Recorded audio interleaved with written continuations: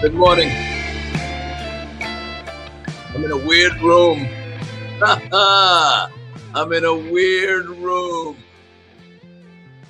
I don't know who's in this place. I don't know where I am. I had a terrible dream and I went through this wardrobe closet and I went into the closet. I pardoned the gowns and the dresses and all the jackets that were in there. And I stepped through the closet and I ended up in some place and I don't know where I am.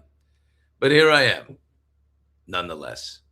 Good morning, darlings. How are you? Welcome to Morning Mics. My name is Maurice, filling in for Billy Bush today with this particular voice. Hello, everybody. Lisa, good morning to you, my darling. Put up some hellos. Let's get some hellos going here. Hello there. There's Joyce Meha. We love her. Mama Rolla's up there in Vermont doing her thing. Good morning. Good morning. Hello, Lisa. Hello, Leonard Skinner. Hello there. Hello, Leonard, whatever that means. I don't know. Yeah, sexy voice. Good morning. Yes, sexy if you also are from a particular borough in New York on the other side of the East River. So it's deep, but could you handle a man that talked like this the whole time? I don't know. How many cigarettes did you have last night? Not enough, I can tell you that. God, I wish I could smoke. Oh my God, I wish smoking was good for you. You know what I mean? If you could, if they didn't have the evidence, I would smoke all the time with a little silver box, pull out a dignified cigarette after dinner. Billy, I'm riding the line. Good morning. Good morning, everyone. I'm riding the line if your voice is a little throaty, if the mic isn't perfect, if you're just in a different room. It doesn't sound bad. It's also possible that nothing is wrong. I have a man who works at my golf club who talks like this. I'm always like, what happened to him? No, it's just me. Here we are. I think you're in a different room too. It does not sound bad. It's just not what it normally was. So. Is it echoey? Not too bad. It's really not bad. It's just not. Doesn't sound like the SM7B. But I really like talking like Maurice from New York because I was from New York, and these guys occasionally you'd find a guy talk like this, and he was having coffee and a bagel and a cigarette. And, I wish I could smoke too. It's just so great. It's so guttural to say that. I wish I could smoke cigarettes. Okay, it would just be so great to just. And it's so frowned upon now. I always see a guy pull out a cig and I'm like, that's my guy. God bless you. I had a conversation with Tucker Carlson the other day. I'm going to say it. Yeah. Tucker and I were talking about a business opportunity. It's outside of this whole world of, it's a product. It's a thing that we both believe in. But we were talking about cigarettes and he's like, he was traveling soon. He's like, you can always have like one or two. When you travel, it's like beautiful. You just can't smoke a lot, right? You get sick. And he and I are both like, I'd like to have a pack a day, have a beautiful cig, but you can't do it. But if you can mitigate with the Zyn and other stuff, because nicotine's very popular, then you can have the occasional cigarette. Oh no, Linda's like, no.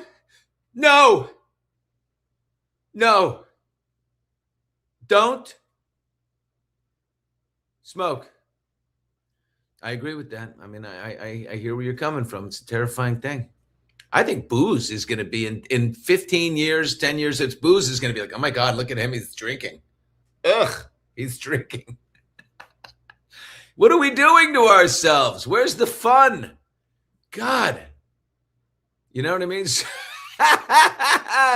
Reprimanda where the wind comes rushing through the sand. Smoke 'em if you got 'em. That's one of the great expressions, right? Oh, the American spirit. Oh my God, that is the greatest cigarette ever because you can tell yourself not as bad as the other ones and then rip them away. I know it provides air cover. Billy, you make me laugh every day. Be kind today, 105. Thank you so much. You know what? We got to laugh our way through all this shit. We really do. Oh, my God, you guys.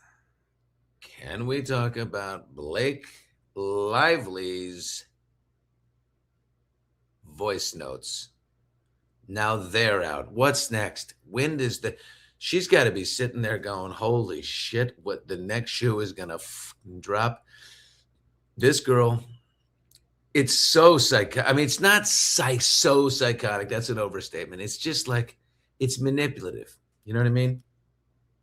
Hey, meaningless little twerp who's directing my movie. It's me, Blake. Like, Ryan and I are way more important people than you, and we like have a big life. We have 4 kids, and like want to be together in London while he's shooting his major studio film. You may have heard about it. It's called Deadpool. Thanks. And so, like, if you could just move up production by 2 weeks, that would really, like, you know, help our family. And or maybe if you wouldn't mind starting in September.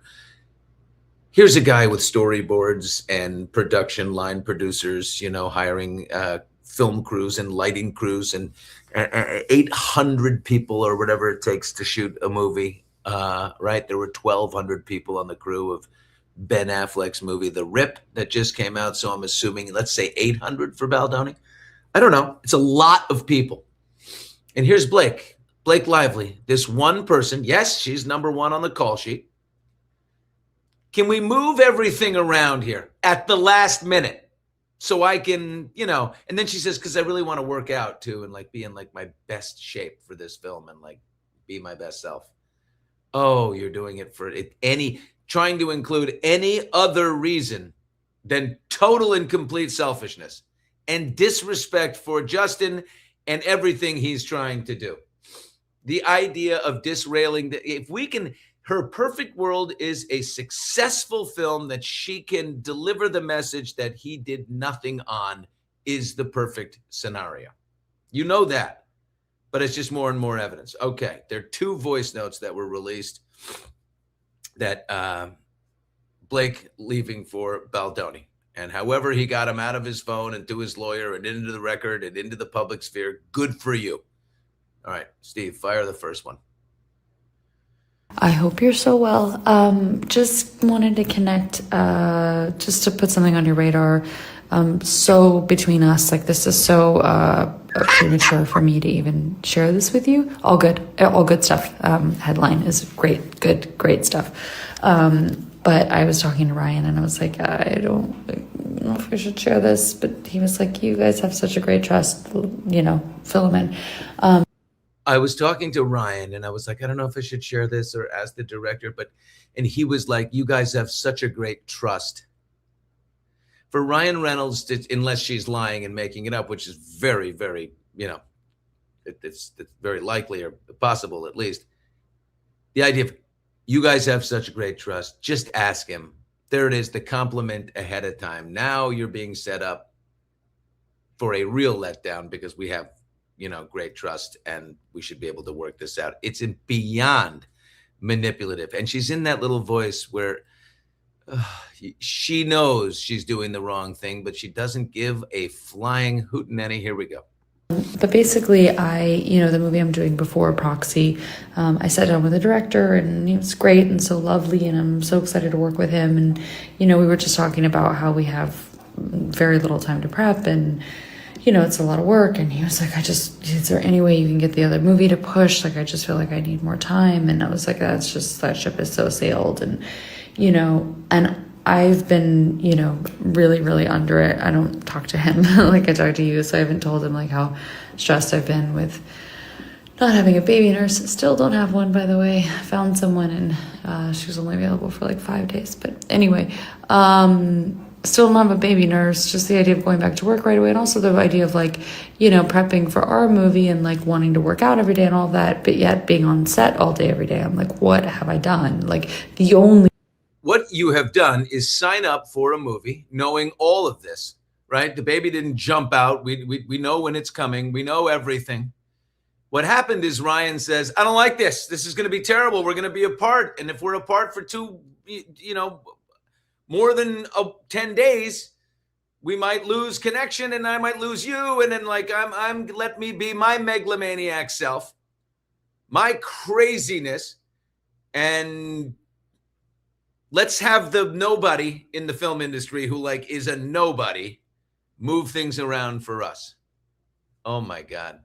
that little manipulative voice. It's sort of, and of course, yeah, her baby nurse right there. You're right. She said she doesn't have nannies. I mean, she has an army of nannies, but we need a baby nurse. The baby nurse is I will say this. I'm a man of the people for sure. First 2 kids, everything completely the 2 of us. 3rd kid, I had gotten a great job, and I was getting up at 5 a.m, had a baby nurse on the 3rd child who spent the night. She came at 10 p.m. and she left at 6 a.m. She was an overnight person so that my wife, Sydney, at the time could sleep and I could sleep so I could get up to do the morning show that I was doing. And that lasted for 6 weeks. So I am also an affected diva who had a baby nurse, but only 1 out of the 3 kids, okay? The rest was, as my father said, foot in back syndrome. Where he said, when your wife's foot is in the square center of your back at 2 a.m, shoving you out of the bed when you pretend not to hear the baby crying. Who's been there? Can I get an amen? Go ahead, Blake, you animal. The reason that I'm doing proxy before is because I gave them my word and I wouldn't go back on that and felt like I had to make it work. But like having a week off in between, it's just a lot. It's a lot. And the closer the reality gets, the more I'm just like panicking about that. Because I'd really like to just focus on our movie. So anyway, when I saw that he was asking for more time, I was just like, I have a crazy idea, but like, what if we went in September? Like I'll do this movie with you, but like, I just feel like I need more time before I go back to work, and I need more, like, you know, shooting in April, shooting in March. Oh my God, what an animal. You know what the best part of that is? It's only the first half. I could listen to her all day. I was going to answer that. I was going to say, there's more. Yes. The best part is there's more. And it's equally as grovelly and just manipulative. And oh, my Lord, girlfriend. Hey, like we have such great trust and everything. But by the way, I'm going to sue you like hard. Okay. And I'm going to say like some of the most horrible things about you, but not now. Right now, I need you to just, when I say dance, you dance, okay? When I say jump, you say how high, because you're a bitch, and I'm the boss here, okay? But later, even though we have such great trust between us, and we have that type of relationship, and really admire your work, and of course, Ryan, remember, this is around the time that Ryan's writing him going, you're an amazing person. God, I can't wait to spend time with our families, and this is their seduction phase, right before the assault. But first, it's the seduction, and it's unbelievable, and I just love it. I mean, Baldoni, a fairly sensible man, is on the other end going, "Oh God, they told me she was difficult, but this." All right, Steve, cue up the second voice note. I've got the coffee here. Sure wish I had a little Siggy Sig to go with it, but they're not good for you, apparently.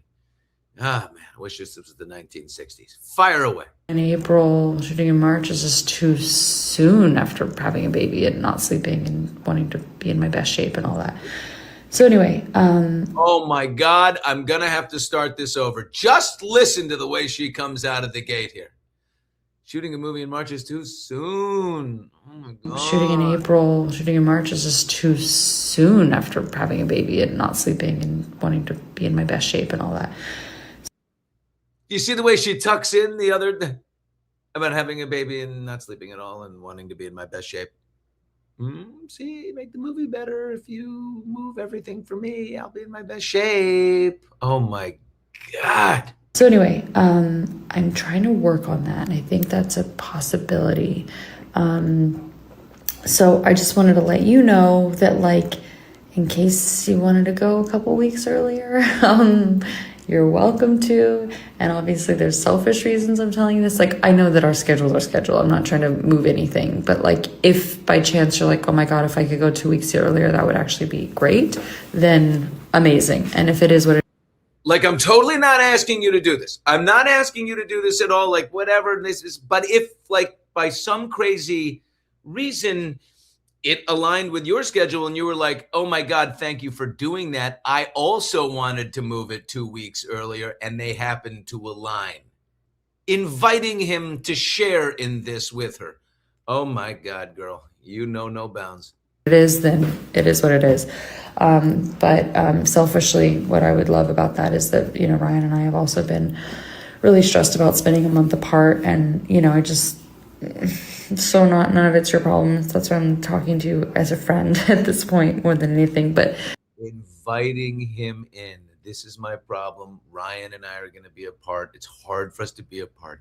Now you're a savior, inviting him to be a savior in their relationship. And oh my God, I'll never forget it. Oh my God, this is beautiful. the idea of spending all of June apart is just a lot. And the most we've ever done is less than 2 weeks. So our girls got out of school, I think I mentioned to you, on June 16th. We were going to originally go to London June 17th. But now I think with our schedule, we're not done till like June 29th or so. So, you know, selfishly, if we could go a couple weeks earlier, we could stick to our original plan and leave for London right after the girls get out of school. That'd be nice. You can leave for London right when the girls get out of school. Oh, you can leave for London right after the girls get out of school. It would be like so perfect for our schedule on your private jet across the Atlantic Ocean. You are beyond. You think a judge and a jury is going to find this woman? A jury is going to sit down and find this woman was SH'd, retaliated against, smeared upon? Oh, girl, you are so dead on arrival. May 18th, that trial. You better slip a note to Judge Lyman right now and say, please throw it out. Summary judgment for Baldoni. Toss the case. I will then put out a statement saying it was a miscarriage of justice. I was wronged. I can't believe it.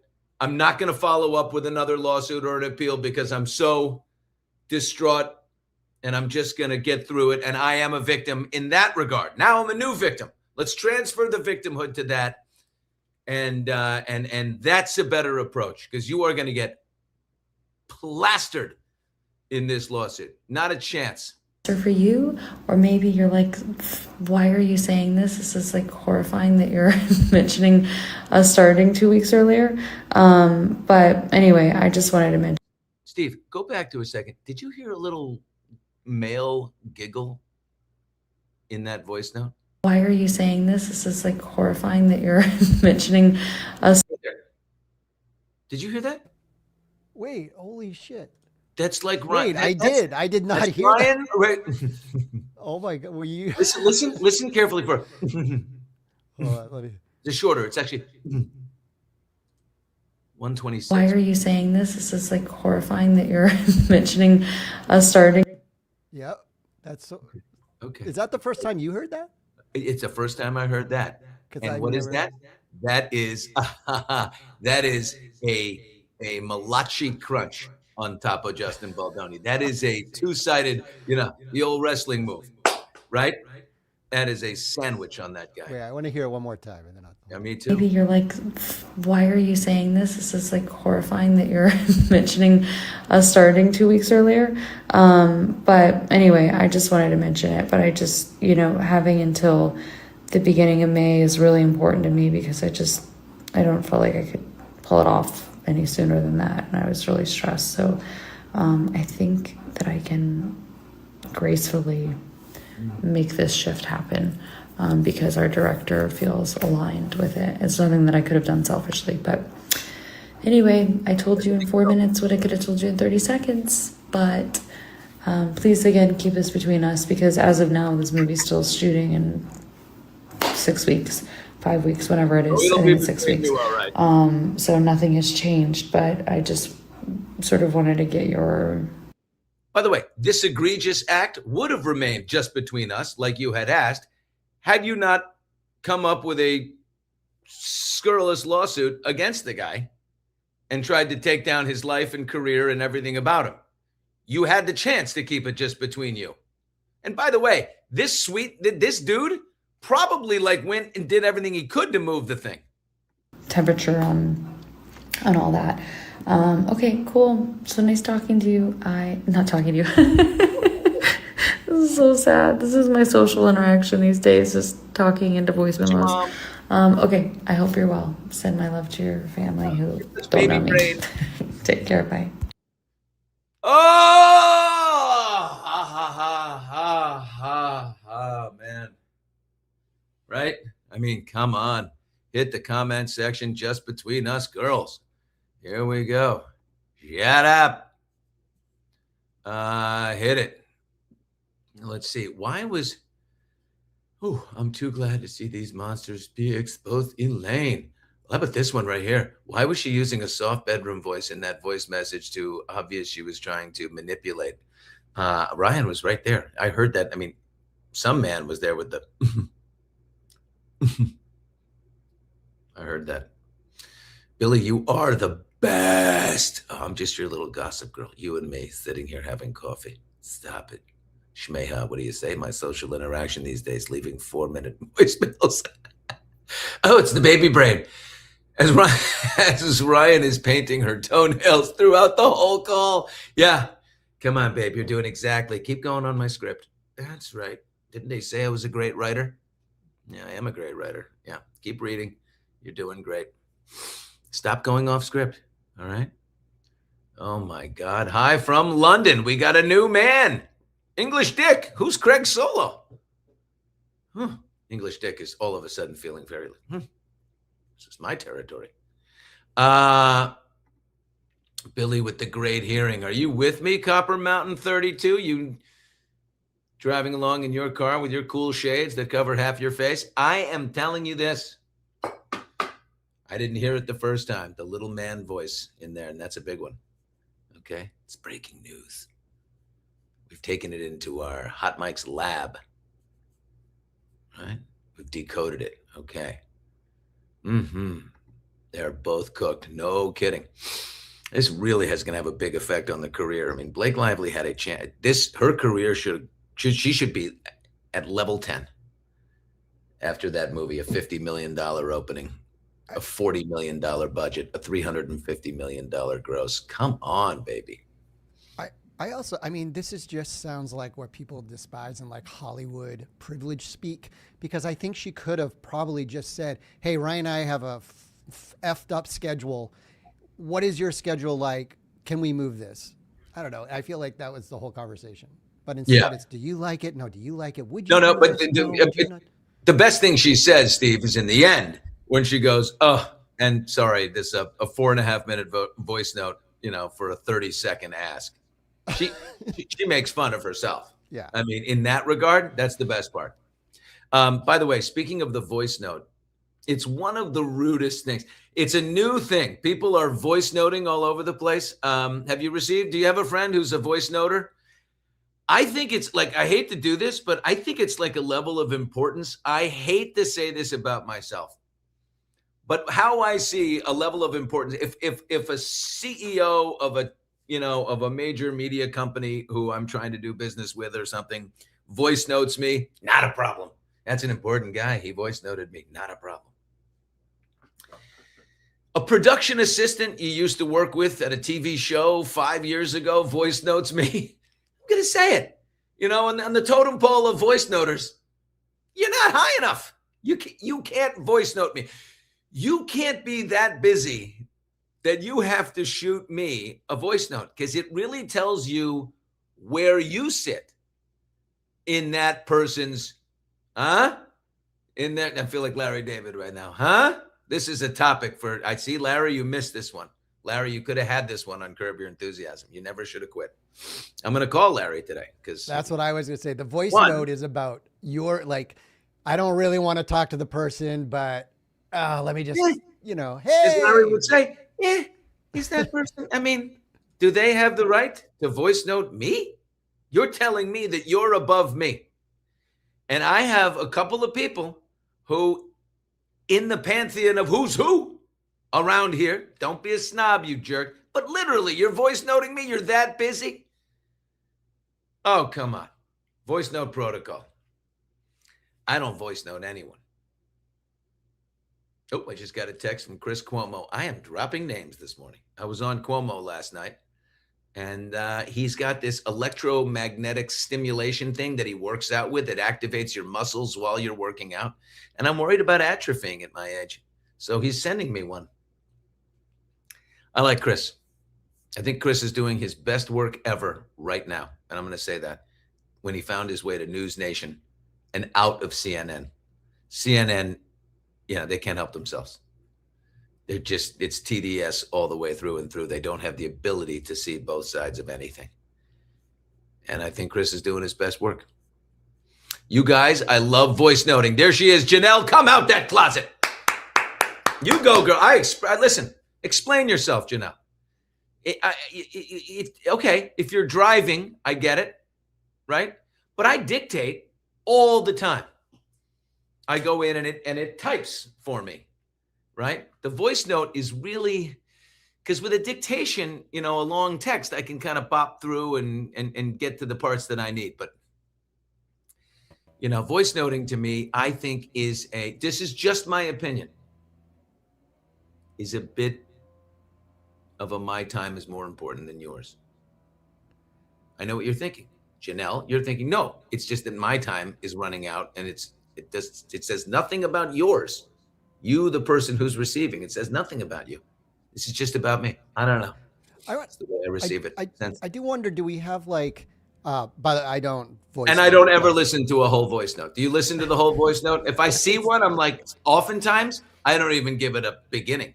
Will you ever admit to the fast forward? I think you can make them go faster sometimes. I just give them basically. Sometimes now you get a synopsis.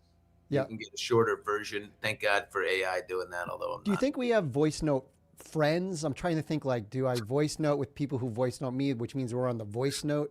There's the texting friends, the voice note friends. Yeah, people. I love it.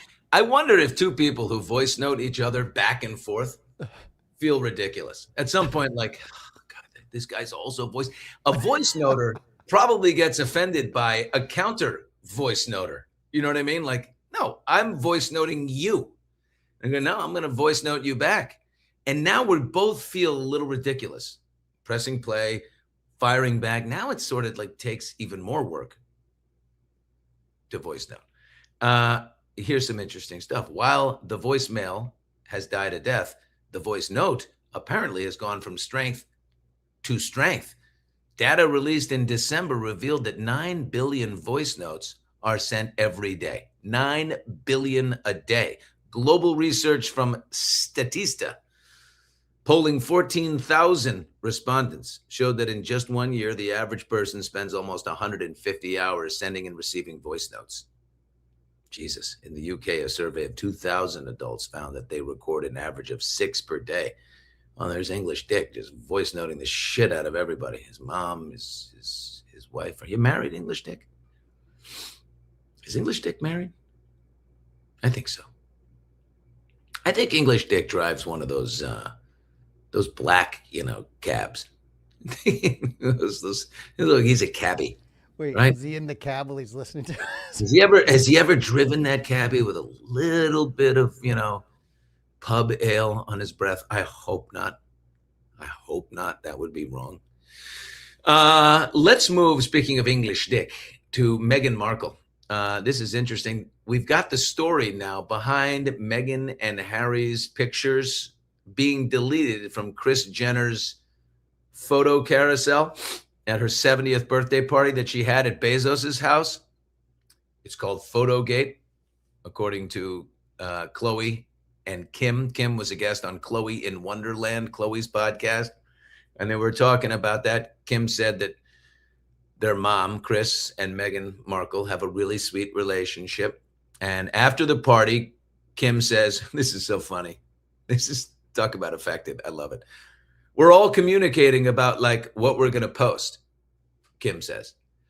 We're never ones to post without permission. That's just not who we are. We all must live by a code. Yeah. Okay. She said they initially received permission from Meghan, but then Meghan requested that they be taken down. You see, the photos were posted around the time of Remembrance Day, which is basically Veterans Day in the UK, a British Memorial Day that honors military veterans who have died in the line of duty. Keep in mind that Prince Harry is a British military veteran himself. So Meghan, Kim Kardashian said, we were told that it was totally cool to post. And then after it was posted, I think they realized, oh my God, it was Remembrance Day. And they didn't want to be seen at a party, even though it's already up, and then taken down. So Kim said, look, I think they realized like, ugh, this was so silly. But then remember, you'll never remember this, but earlier in the night before going to Kris Jenner's 70th birthday party, they were at a gala called Baby to Baby, which is a big charity gala here in LA. And there were pictures of them posted there, but they reasoned, oh my God, imagine if your head had to explode like this. Like this is the life of a celebrity, right? It's like, well, we can post photos from the charity event and we won't get, criticized for this. Everything you do is monitored and posted. You have to think of, so your whole life becomes inauthentic. You're not posting because for any other reason than you don't want, right, bad comments or a bad look. It's just, so now you're just living on an inauthentic hamster wheel. Yeah. So the baby to baby photos are fine. It's like a charity event. So like, that's fine, but maybe not partying and dancing on the dance floor at Kris Jenner's party. So we took them down to respect Remembrance Day. No, you didn't take them down to respect Remembrance Day. You took them down so Meghan wouldn't get annihilated for not respecting Remembrance Day. Kim says, I hated how that was received for everyone. It was just made into something that was so crazy and ridiculous that didn't have to be. And here's my favorite part of the article, which I read on the Today Show's website, which I promise I don't watch the Today Show. And I made a commitment years ago to never click on anything, but I did. Maybe I'm getting over it. Today.com has reached out to the Sussexes for comment and has not heard back by the time of publication. Really? You reached out for comment on this old story about, like, we can do the story and have fun with it, but like, here's what Hot Mics did not do. Reach out for comment on this story. You think Meghan's gonna be like, oh yeah, here, let's comment it. Oh my God, I feel so bad for the little digital PA that they assigned this story to that had to reach out. It's only to say we reached out. No way could they be expecting an answer. Quick little number here on Nicki Minaj. Not on Ozempic, I can say that. She revealed that she received the so-called Trump Gold Card. She was in the Oval Office. The Trump Gold Card offers applicants residency here in America, a path to U.S. citizenship. She did this following an appearance at an event touting Trump's government-supported investment accounts for baby. Girl, woo! Holy mackerel. I am probably the president's #1 fan. And that's not going to change. And the hate or what people have to say, it does not affect me at all. It actually motivates me to support him more. And it's gonna motivate all of us to support him more. We're not going to let them get away with bullying him and, the smear campaigns. It's not going to work, okay?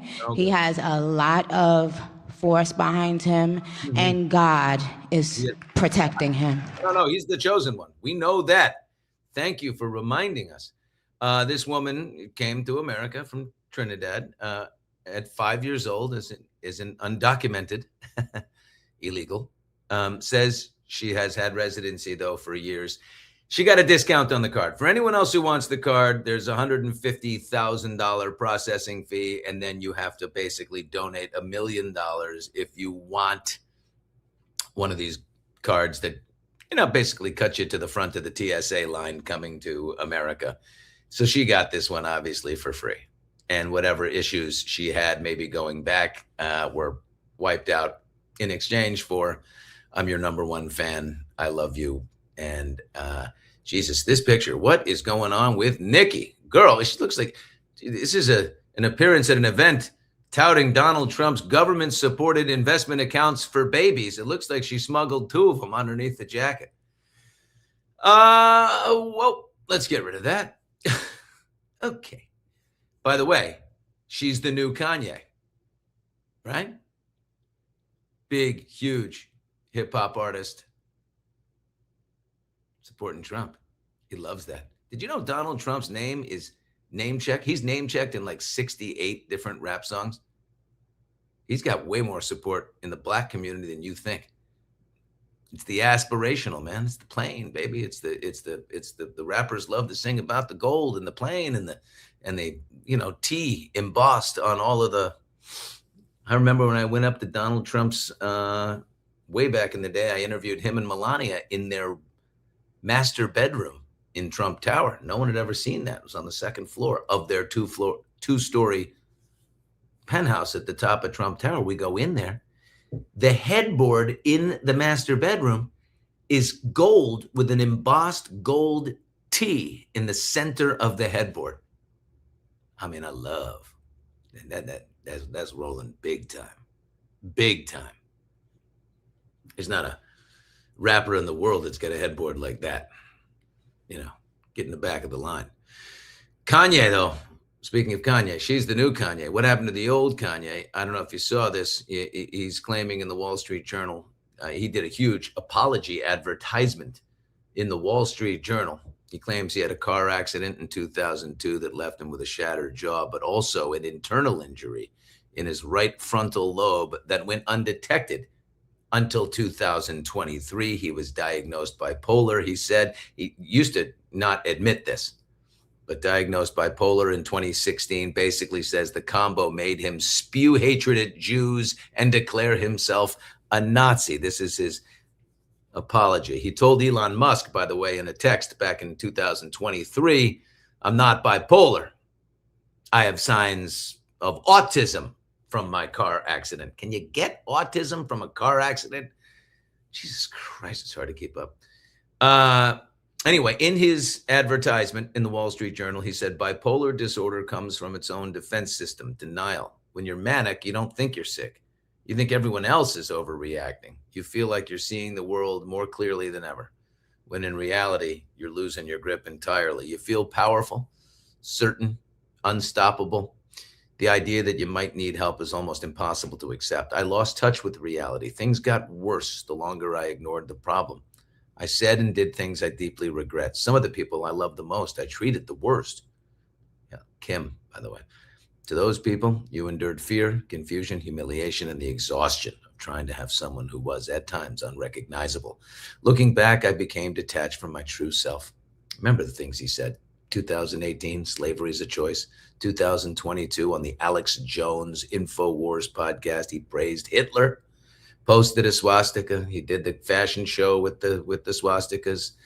He sold T-shirts like that. He released a song just last year called Heil Hitler. I mean, the advertisement finishes with, I regret and am deeply mortified by my actions in that state, and I'm committed to accountability, treatment, meaningful change. It does not excuse what I did, though. I'm not a Nazi or an anti-Semite. I love Jewish people.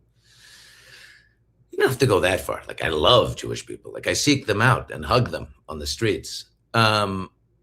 Is this enough for you as an apology? I'm going to say this. It's enough for me. I only because I just like hearing him admit that he has bipolar. I mean, Kim has known it all along. And if you watch the Kanye documentary, which we interviewed the filmmaker, the most recent Kanye doc, he's definitely bipolar. And I have a friend who I just was sitting with in my backyard a couple days ago, who you all may know. Not time to talk about it, but went on a manic tear, said terrible things. Forgiveness from me, some of them about me, by the way. Forgiveness from me, you betcha. 100%. Never going to hear me, take off after someone and not forgive for something they did under severe mental illness. And this guy's severe. But he's got a lot of reparations, man. A lot of reparations. There's no question about that. But give him the grace to do it, I say. Okay. Now, a big one here. Matt Lauer, with whom I used to work at the Today Show. Matt Lauer's accuser, Brooke Nevels. She was an assistant to Meredith Vieira when they worked together back then. She alleges that Matt Lauer can we say R'd her at the Sochi Olympics. I'll tell you what, this is a big one. I'll tell you what else is wild for me. I was on her floor. Matt Lauer and I were on the same floor of the hotel in Sochi, Russia. So this all occurred with me sleeping right down the hallway. Allegedly occurred. Anyway, she says that she details the 2014 RAP, why she did not call the police. She says, I was in Russia. What do I call Putin? The KGB? Here we go. Story time. Let's read this. Brooke Nevels, the former NBC employee who accused Matt Lauer of SA, is releasing a new book next month called Unspeakable Things, in which she goes into greater detail about her relationship to the former Today anchor. Nevels first went public with her story in Ronan Farrow's book, Catch and Kill, in 2019, in which she accused Lauer of RA at the 2014 Sochi Olympics, where she was working as Meredith Vieira's assistant. Lauer denied the allegations. Despite the rounds of vodka shots, she says, the overwhelming power differential, and the bloody underwear and sheets, I would never have used the word R to describe what had happened, she writes in the book now. Even now I hear R, and I think of masked strangers in dark alleys. Back then, I had no idea what to call what happened other than weird and humiliating. But then there was the pain, which was undeniable. It hurt to walk. It hurt to sit. It hurt to remember. I'm sorry about this, folks.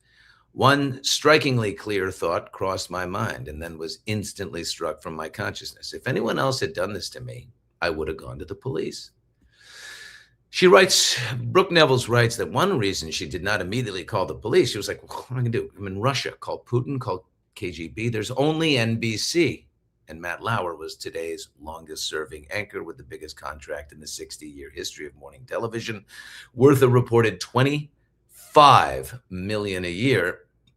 In the news business back then, this point of view was reality. His point of view was reality. And if you disagree with it, you were wrong. No question. I worked at the Today Show back then. Matt Lauer reigned supreme over the place. I was terrified of him. Always got along with him when I was working at Access Hollywood. But when I became one of them, he looked at me very, very differently. And I was terrified if I walked around a corner and was waiting at the elevator bank for an elevator next to him. Just heavy air, awkward, heavy air. As opposed to waiting for an elevator with Kathy Lee, where we're just laughing our asses off about something. Anyway, the whole thing had to have been my fault, she continues. I had to give him the wrong idea, right? Failed to be clear, failed to convince him, failed to stop him, failed to find a graceful way out of the situation without embarrassing him. I certainly should not have bled. The only thing to do was to smooth it over, and smoothing things over for the talent was my actual day job. That at least I knew how to do. Nevels recalls feeling totally alone, drowning in plain sight after the incident. She writes that Lauer emailed her after saying something along the lines of, you don't call, you don't write, my feelings are hurt, how are you? After a few days, she emailed him back asking if he had time for a quick chat to discuss the encounter. Nevels then sent a second email, literally begging him to call me. I was crying uncontrollably, working my way through vodka, and then at 10:30 or 11, who knows what time, I used my NBC burner phone to call Matt's NBC burner phone. Does everybody get a burner phone? I never got one. He answered right away. He'd obviously been sound asleep. In tears, I said I really needed to talk before I left Sochi because I didn't know what to do. He seemed to have no idea what I was talking about. And then he said, look, as if he were trying not to wake up all the way. Look, come see me when we're back in New York. And then he hung up. When the two finally met in person at the Today offices the following week, Brooke Nevels writes that Lauer was all smiles and so sorry he hadn't seen my emails. He allegedly invited her to come to his apartment that night. The look on his face was pleased, flattered, almost boyish. To him, apparently those emails that I sent had been a proposition, another opportunity. I was just relieved he wasn't mad. When I arrived to his apartment, he ushered me quickly through a palatial apartment into a kitchen where he offered me a drink. It was vodka, handed to me with a grin, Nevels writes. I was there to block out a memory, to erase it, to replace it with one less humiliating. Matt's objective, it seemed, was the opposite. His point, apparently, was to recreate that memory, to reinforce it, to repeat it. The shame flooded over me as I drank, realizing uncomfortably late that Matt was not drinking anything at all, but watching me intently, the way a parent administers medicine to a child. Oof. The night ended with a sexual encounter, Nevels writes. Lauer allegedly brought an armful of towels into his bedroom, which she figured was in reference to the blood that caused a mess during the Sochi incident after Lauer had allegedly forced her to have, I can't even say it, a certain type of sex, not in the, how do I say this? In the orifice that all genders have. Okay, that type. When she pushed back on having sex again with Lauer, the Today host allegedly told her, "You said you liked it in Sochi." Nevels ultimately gave in and had sex with Lauer that night, and writes that in the months that followed, there would be 4 more instances of similar encounters. Once Matt summoned me to his dressing room, and I went 2 other times. I ended up there in the course of my day job. One encounter I even initiated, telling myself I wasn't the same naive idiot I'd been in Sochi, or some girl Matt could just summon to her knees in his office, always thinking that this would be the time I took back control, but I never did. I just implicated myself in my own abuse. Why, if an alleged victim was really SA'd, would they continue a relationship with the perpetrator? Why would they go back? This is the question I've been asked too many times to count, including by Matt himself, she writes, referring to the open letter published by Lauer in 2019, in which he said, Brooke's story is filled with contradictions. If I'm walking home at night and a man in a ski mask jumps out and SAs me in an alley, obviously I'm not going to chase him down the street afterward and ask if he wants to get a cup of coffee. Since the assailant is a stranger, neither his opinion of me nor his relationship to me matters. He can't cost me a job or harm my reputation. No one in my life will blame me for getting him in trouble. But now assume that this happens, as most SAs actually do, within the context of a pre-existing relationship. I'll be much less likely to immediately recognize an assault. I have to consider not only whether anyone will believe me, but how the allegation will impact everyone else in my life. If that means losing a job, a church, a school, or part of my family, then that's all the more reason to convince myself that it wasn't an SA in the first place. She recalls how Lauer, quote, was perfectly nice in work settings during this period of time, and that except for when I was alone with him, he was not monstrous at all, but charming and charismatic, powerfully wielding the talent that all great interviewers have of making you feel as though you're the only person in the world, which is another reason his alleged behavior confused her and made it harder to speak out.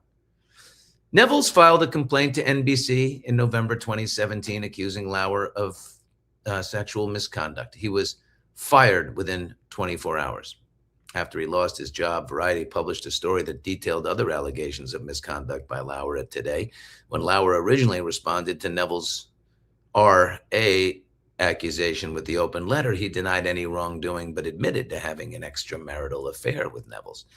Variety has reached out to comment from Lauer's rep regarding this new book. You're not going to hear back. And there we go. It's called Unspeakable Things, and it's out on February 3rd. Whew. Well, what do you think about that?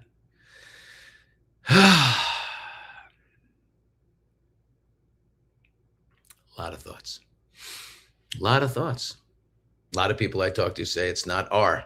Whatever that happened there wasn't R, but it definitely was power dynamics and manipulative and gross and, guilty of gross. I don't know. The guy, all I know, look, I'm so torn on all of this. Whatever he did was, he was wrong. It was wrong whatever their encounter, because of the power dynamic and the manipulation. And she, you just know when you're that guy and someone in the organization is here and you're the big cheese. I have been the big cheese. For 15 years at Access Hollywood, 10 at least of them, the big cheese, and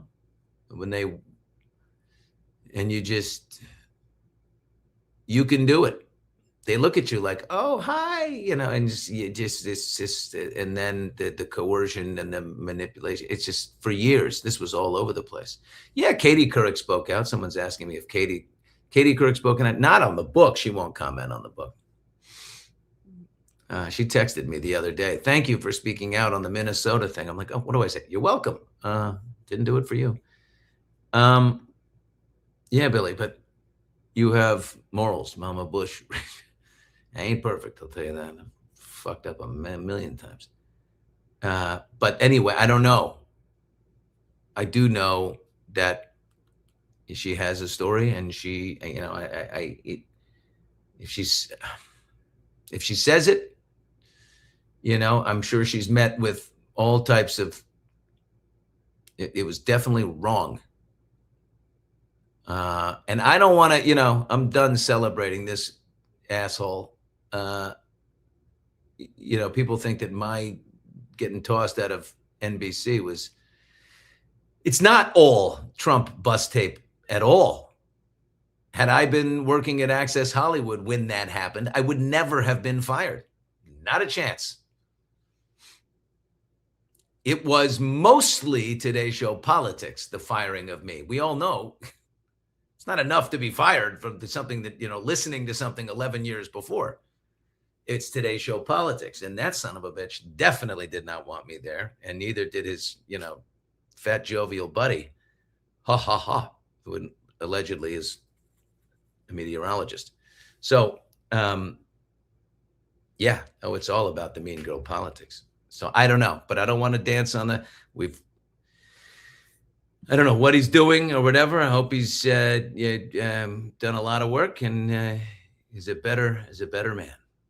Okay. And this book I'm going to read, and I've got to find a way to reach out to her. Maybe we can have her on and have a conversation. Brooke Neville's. Boy, I'm weirded out by the idea that I was actually, my room was down the hall. Me and Al Michaels were asleep, not together. Al and I were asleep down the hall. Okay. That's a lot of time. What do you think, Steve? How you feeling? That was a lot. That story is just a lot. And I was there in Sochi too, so the whole thing is just a lot. Yeah. Stuff like that's going on. I know. So many good memories from Sochi. I just had nothing but good memories. Even the terrible food in that hotel. Oh my God. We saw some good hockey games. Russians know shit about cuisine. Right? We saw some good hockey games. I remember that. For sure. Bill Belichick, not on the first ballot for the Hall of Fame. Let's end there. Tom Brady says, I don't understand it. I was with him every day. If he's not a first ballot Hall of Famer, there's really no coach that should ever be a first ballot Hall of Famer, which is completely ridiculous because people deserve it. Tom Landry got it. Chuck Noll got it. He's incredible. There's no coach I'd rather play for, says Tom. Ooh, thought they had bitterness. No, he's taking the high road here. If I'm picking one coach to go out there to win a Super Bowl, give me one season, I'm taking Bill Belichick. So that's enough said on that, says Tom. Outside of that, when it comes down to votes and popularity and all that, welcome to the world of voting. You may as well go try out for the Oscars or whatever and get a big panel to tell you if you're good or not. It's the way it works, unfortunately. But he's going to get into the Hall of Fame. A lot of times in life, for all of us, things don't happen exactly in your timeline, but we'll all be there to celebrate when he does. And it'll be a big celebration. Way to go, Tom Brady, with the high with the high road on that. Boom. And that, my friends, is Morning Mike's for this Thursday. We went all over the place. We sure did. Let's hit the comments here as we head on out for some final thoughts and all of that. Patriots are in the Super Bowl, baby. No kidding. Isn't that great? Steve is very excited. Oh, it's Deflategate. There is a checker on his. That's interesting. You're going to get in, but we're going to make you wait. Oh, Steve, do you agree with that? I know all your Patriots friends are going to be looking at you like, don't say it, dude. No, but I no, gotta no. see it. I didn't think about that. I think from like a balanced mind. Yesterday, I was really mad about it. Then I listened to Colin Cowherd, and he brought up Deflategate. I was like, I can see it. Put him on ice for a year. Let him know we weren't super happy with you, but then you'll go. Yeah. Yeah. Great show, Billy. Thanks for your generous spirit. Thank you, Steve. Billy is smashing in blue. More blue next week. Thank you, Joe. We love you, baby. I'm assuming that's Joe. I don't know. Have a great weekend, everybody. Let's roll those credits. Here it comes. Why is Al Roker still employed? You can't get rid of them. Some things you can't get rid of. It's like it's not worth it. You know what I mean? You can't fire, but they're dying for him to quit. Please walk away. And that was 10 years ago, by the way. And Steve Rock. Woohoo! Have a great day. Love y'all.